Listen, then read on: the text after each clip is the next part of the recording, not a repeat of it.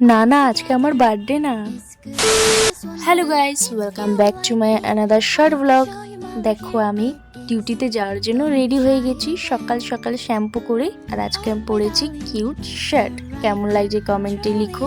আর আজকে আমার ডিউটির লাস্ট ডে, আমি ছেড়ে দিচ্ছি। তো আমি এখানে বাসের জন্য ওয়েট করছি। আর আজকে যা গরম, সূর্যের তাপটা দেখে বুঝতেই পারছো কত গরম। আর আমি হাঁটতে হাঁটতে পৌঁছে গেছি আমি আমার কাজের জায়গায়।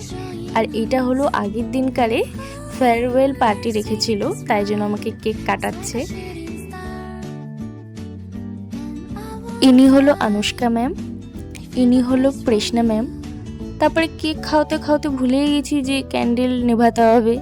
তারপরে গিয়ে আমি ন্যান্সি ম্যামকে কেক খাইছি। আর তার আগে ছিল ম্যামের বার্থডে। তো ন্যান্সি ম্যামের ওই দিনকার বার্থডে ছিল, তো ম্যাম তো কেক কেটেছে। মানে ম্যামের বার্থডে আর আমার ফেয়ারওয়েল একসাথেই সেলিব্রেট হয়েছে।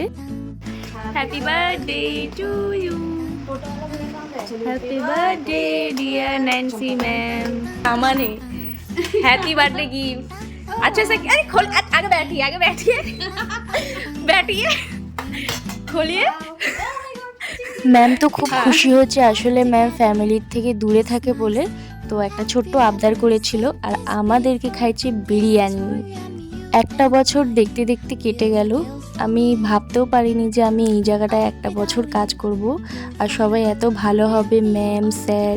তো সবাইকে অসংখ্য ধন্যবাদ। আর তোমাদেরকেও বলি এইভাবে আমার পাশে থেকো। বাই।